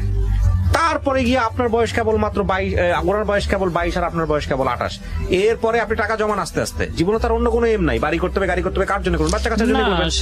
ধীরে ধীরে টাকা জমান, চেষ্টা করতে থাকেন। আল্লাহ নিশ্চয়ই এর মধ্যে চাইলে, সবচেয়ে বড় চিকিৎসক তো আল্লাহ। আপনি আল্লাহর কাছে সিজদায় পড়েছেন যে আল্লাহ তুমি দাও, সবসময় চাই, ফাইন, তাহলে ওইটাই আপনার ব্যবস্থা করে দিবে। সো আমি বলি ভাই, আপনি আজকে এখানে অনুষ্ঠানে আসছেন, আপনার আগামী 6 মাসের মধ্যে কাজ হচ্ছে আপনার ওয়াইফকে আপনার নিজের কাছে রাখা, সেটার জন্য আপনার কাজের ব্যবস্থা করা। এই হাত ঘামা কোনো এক্সকিউজ হইতে পারে না। হাত ঘামার বাদলে অন্য কোনো কাজ করেন, হাত ঘামা ছাড়া আপনি অন্য কাজ করেন। হাত তো আমারও ঘামে, রেগুলার ঘামে। আমি যখন কিবোর্ডে চাপ করতে যাচ্ছি, আমার কিবোর্ড কিছুক্ষণ পর মুছতে হয়, কিবোর্ড নষ্ট হয়ে যাচ্ছে, ল্যাপটপ নষ্ট হয়ে যাচ্ছে, তো আমি কি কাজ বন্ধ করে রাখছি? সারাদিন আমার ওইখানে কাজ করতে হয়। এটা কোনো এক্সকিউজ হতে পারে না। আপনার মাথায় একটা প্রথম কথা হচ্ছে কি, একটা মানুষ কখন হারে জানেন? একটা মানুষ যখন নিজের কাছে হারে, নিজের ব্রেনের মধ্যে যখন এটা ঢুকে যায় যে আমার দ্বারা হচ্ছে না, পারতেছি না। আপনার সবচেয়ে বড় অ্যাসেট হচ্ছে আপনি এরকম একটা খারাপ অবস্থায়, আপনার 2টা পা ঠিক আছে, 2টা হাত ঠিক আছে, আপনি সুস্থ আছেন। হ্যাঁ, ইনশাআল্লাহ। আপনি মানসিকভাবে যে পরিমাণ ভেঙে পড়ছেন, মানসিকভাবে আপনি যেই পরিমাণ শক্তি হারাই ফেলছেন, এই জায়গাটায় আপনার আগে চিকিৎসা দরকার। 8-9 বছর ধরে বিয়ের ক্লাস 5-এ পড়া স্টুডেন্ট, বিয়ের 1 বছর পর থেকে শুরু করছেন আপনি তার ট্রিটমেন্ট বাচ্চার জন্য। তার মানে কি পরিমাণ মানসিক প্রেসারে আপনারা আছেন? এই 1 বছর 9 বছর ধরে তো সংসারই করেন নাই, শুধু এই বাচ্চার পিছনে দৌড়াইছেন। হ্যাঁ, যা 9 বছরে যা ইনকাম করছি সব এর পিছনে ঢালছেন। এটা আপনাদেরকে কে বুঝাবে? এটা তো একদম পুরা, মানে এটা কোনো জীবনই হইতে পারে না। সন্তানের আশায় তো করছি, এটা কোনো জীবনই হতে পারে না। আমি কি বুঝাইতে পারছি ভাই? সুতরাং আপনার প্রথম কাজ হচ্ছে আপনার ওয়াইফকে আপনার কাছে রাখা। বাড়িও হবে এক সময়, জীবনে একটা মোমেন্ট লাগে মানুষের জীবন পরিবর্তন হওয়ার জন্য। ইফ ইউ বিলিভ, আপনি যদি বিলিভার হন, আপনি যদি আল্লাহ বিশ্বাসী হন, একটা মোমেন্ট লাগে মানুষের লাইফ চেঞ্জ করার জন্য, একটা সিঙ্গেল মোমেন্ট। আপনার যত প্রবলেম আছে আপনি আল্লাহর কাছে বলেন, এটুকুলো কোনো প্রবলেমই না। আপনি আজকে যে বিষয়টা নিয়ে এখানে আসছেন, হ্যাঁ, আমি দুইটা শিক্ষা নিতে পারি আজকে এই গল্প থেকে, যদি আমি ব্যক্তিগতভাবে এই শিক্ষাটা নেই। একটা হচ্ছে যে আমাদের সমাজে পরিবর্তন দরকার, যে একটা মানুষ বাচ্চা না হলেই মনে করে তার পুরুষত্ব নাই এবং সে সংসার করার যোগ্য না, এটা সম্পূর্ণ ভুল। তাদের এই বিষয়গুলো নিয়ে দুর্বলতা নিয়ে টিকা টিপ্পণী দেওয়া উচিত না, এটা হচ্ছে প্রথম কথা। এই জায়গাটা আমাদের মানসিকতা পরিবর্তন করতে হবে। হয়তো সে কোনো কিছু না মিন করেই কথাটা বলেছে, কিন্তু এতে আপনার কি পরিমাণ কষ্ট হতে পারে, কি পরিমাণ আঘাত লাগতে পারে, সেটা সে চিন্তা করে না। আমি সেটা বুঝি, কারণ আপনি অলরেডি মানসিকভাবে সেখানে দুর্বল। আরেকটা বিষয় যদি শেখার থাকে, সেটা হচ্ছে যে এই বিষয়টা নিয়ে আপনি ব্যক্তিগতভাবে যতটা দুর্বল হয়ে গেছেন, যে বাচ্চা কাচ্চা ছাড়া যে পৃথিবীতে মানে আর কিছু নাই, আপনাদের দুজনের বক্তব্য শুনে যেটা মনে হয়েছে, এটা সম্পূর্ণই ভুল একটা ধারণা। একটা জিনিস, আপনি মরে গেলে আপনার কবরে আপনার বাচ্চা যাবে না, যাবে না, ঠিক আছে, কিন্তু আপনার যাবে আপনার কাজকর্ম, ঠিক আছে, কিন্তু তারপর দুনিয়াতে একটা বাবা ডাক শুনতে ইচ্ছা করে। হ্যাঁ, তো আপনার মতো লোক আর পৃথিবীতে নাই, তারা সবাই সুইসাইড করছে না, সুইসাইড করে নাই, তাইলে? কিন্তু হয়তো তাদের মানে যাদের এরকম আর্থিক সামর্থ্য আছে তারা করতেছে, কিন্তু আমি চেষ্টা রাস্তাঘাটে বাচ্চা করতেছি। ফালাই দেয় মানুষ, জানেন? হ্যাঁ, দেয়, কিন্তু ডাস্টবিনে বাচ্চা পাওয়া যায়, এটা জানেন? হ্যাঁ, অনেক সময় তো দেখি পড়ি, দেখেন না? কিন্তু আল্লাহকে বলি যে আল্লাহ বাচ্চাটা ওই জায়গায় না দিয়ে আমাদের ঘরে দিতা। না, এটা কিন্তু বিষয় না, বিষয়টা চিন্তার জায়গাটা অন্যরকম। সিচুয়েশন, আপনি সিচুয়েশনে আনহ্যাপি, সে বাচ্চা আসাতে আনহ্যাপি। আল্লাহর কাছে শুকর করেন যে আপনাকে আল্লাহ কোনো না কোনো ভাবে এর মাঝখানেও সুস্থ রাখছে। হ্যাঁ, সুস্থ রাখছে, বিকজ ওই বাচ্চাটা আপনি চাচ্ছেন, বিকজ আপনি ওই জায়গাটায় আনহ্যাপি, আর তার কাছে বাচ্চাটা বার্ডেন হয়ে গেছে। ফ্যাক্ট কিন্তু বাচ্চা না, বাচ্চা ফ্যাক্ট না, ফ্যাক্ট হচ্ছে সিচুয়েশন। আপনার লাইফে এই সিচুয়েশনে আপনি আনহ্যাপি, তার লাইফে ওই সিচুয়েশনে সে আরেকজন আনহ্যাপি। সো আপনাকে যদি হ্যাপি হইতে হয়, তাহলে এই জায়গাটা থেকে বের হইতে হবে। হ্যাঁ, মানুষের আপনি কেন বাচ্চা চাচ্ছেন? বিকজ আপনি এই যে বাবার ডাক শুনলেন, বাবার ডাক শুনলে আপনার কি হবে? মনের মধ্যে খুশি লাগবে, আপনি সুখী হবেন, আনন্দ লাগবে। টার্গেটটা কি খুশি হয়, সুখী হয়, তাই তো? টার্গেট খুশি হওয়ার থাকলে পৃথিবীতে 1000টা ওয়ে আছে, 1 মিলিয়ন ওয়ে আছে খুশি হওয়ার জন্য, শুধুমাত্র বাবা হওয়াটাই রাস্তা না। না, ঠিক আছে, কিন্তু ওটা একটা আলাদা আনন্দ। আমি দোয়া করি আপনার জন্য যে কিন্তু আল্লাহ আপনাকে সেই সুযোগটা দিক, যে আপনি যাতে চেষ্টা করতে পারেন, এবং আপনার ওয়াইফের যেই আপনার প্রতি যে রেসপেক্ট, যে ভালোবাসাটা, সেটা যেন ঠিক থাকে। এবং আমি অবশ্যই চাইবো যে আপনাদের এই মানবিক যে জায়গাটা, মানসিক যে দুর্বলতার জায়গাটা, যে চিন্তাটা নিয়ে আপনারা আজকে এখানে আসছেন, সেই জায়গাটার একটা পরিবর্তন হোক। কারণ বাচ্চা কাচ্চা পৃথিবীতে হয় না, এরকম অসংখ্য মানুষ আছে, এবং অনেক মানুষ যারা খুব দামি মানুষ, অনেক মানুষ যারা পুরো পৃথিবীর জন্য করে গেছে, এরকম মানুষ আছে। বাচ্চা কাচ্চা আল্লাহ সবাইকে দেন না, এবং বাচ্চা কাচ্চা দেওয়ার পরেও তারা বাচ্চা কাচ্চা প্রপারলি মানুষ করতে পারেন, সেই ক্ষমতাও আল্লাহ সবাইকে দেন না। ঠিক আছে? সুতরাং আপনার প্রথম দায়িত্ব হচ্ছে আপনার ওয়াইফকে খুশি করা। সেটা বাচ্চা কাচ্চা না নিয়ে এসেও করা সম্ভব। আপনি সেই জায়গাটা আগে পালন করেন, দায়িত্বটা পালন করেন, বাকি জিনিস পরে চিন্তা করেন। আর উনি যদি আপনাকে সেই জায়গাটা কনসিডার করতে না পারে, তাহলে ওনাকে মুক্তি দেওয়াটা উচিত। ধর্মীয় অনুসারে যেভাবে আপনার মুক্তি, যেভাবে রিলিজলি চিন্তা করেন, সেভাবে চিন্তা করা উচিত। আর উনি যদি আপনাকে ওই লাভটা দিতে পারে, তাহলে আপনাকে তাকে সাথে নিয়ে এমন ভাবে ফাইট করা উচিত, সাপোর্ট করা উচিত, যাতে করে উনি ওই মিসিংটা অনুভব করতে না পারে। প্রিয় শ্রোতা, আপনারা যারা আজকের এপিসোডটা শুনলেন, ডেফিনেটলি এটা আমি আমার লাইফে দেখেছি। আমি আমার খুব ক্লোজ বড় বোনের উদাহরণ দিতে পারি। They love each other very much, সারা জীবন ধরে একসঙ্গে থেকেছে, কিন্তু তাদের কখনো বেবি ছিল না, এবং সেম প্রবলেম, লাইক এই ছেলেটার মতো তাদেরও প্রবলেম। তারা স্টিল একসঙ্গে আছে, জীবনের এক পর্যায়ে গিয়ে বাচ্চা দত্তক নিয়েছে, এবং তারা সুখী বা সুখী না, তারা একসঙ্গে থেকেছে। এটা আমি জানি যে এক ধরনের বড় ধরনের একটা ফ্রাস্ট্রেশন, যে আসলে বৃদ্ধ বয়সে যে কি হবে, জীবনের কেন পরিশ্রম করতেছি। কিন্তু আমাদের লাইফটা এতটা বেশি প্যাটার্নালিস্টিক, এতটা বেশি সিস্টেমেটিক, আমরা এই সিস্টেমের বাইরে গিয়ে চিন্তা করতে চাই না। আমরা এই সিস্টেমের বাইরে গিয়ে একজন মানুষ যে হ্যাপি হতে পারে, এই সিস্টেমের বাইরে যে একজন মানুষ যে পৃথিবীর জন্য অনেক কিছু করতে পারে, নিজের জীবনের জন্য অনেক কিছু করতে পারে, পরকালের জন্য অনেক কিছু করতে পারে, এই চিন্তাটা আমরা করি না বলেই সবকিছু আমরা চারপাশে যা দেখি সিস্টেমেটিক ওয়েতে চিন্তা করি বলি আমাদের এই যে এত পাওয়ারফুল মস্তিষ্ক, এত সুন্দর একটা জীবন আল্লাহ আমাদেরকে দিয়ে পাঠান দুনিয়াতে, এই জীবনটা আমরা নিজেরাই নষ্ট করি। আমাদের পারিপার্শ্বিক জায়গাটা যতটা বেশি আমাদেরকে অনেক বেশি অসুখী করে, তার চাইতে বেশি অসুখী করি আমরা নিজেরা। হ্যাঁ, তো কিচ্ছু না, জাস্ট আজকে থেকে যারা এপিসোডটা শুনতেছেন, তারা যদি আজকে থেকে ভাবেন যে না, আমি পারবো, আমার জীবনটা শুধুমাত্র একটা জায়গার জন্য হেরে যাবে, বিষয়টা এরকম হতে পারে না। আমার জীবনটা নিশ্চয়ই ভ্যালুয়েবল, আমার জীবনটা নিশ্চয়ই মূল্যবান, যে কারণে আল্লাহ আমাকে দিয়ে পাঠাইছেন। আমি যদি আল্লাহর উপরে বিশ্বাস করি, আর আল্লাহ যদি যেহেতু বলেছেন যে সুইসাইড করা হারাম এবং সুইসাইড করা যাবে না, এটা সুইসাইড মানেই হচ্ছে জাহান্নাম, তো সেই জায়গাটা আপনি যদি বিলিভার হন, কিংবা আপনি বিলিভার না হন, আপনি যদি একটা মানবিক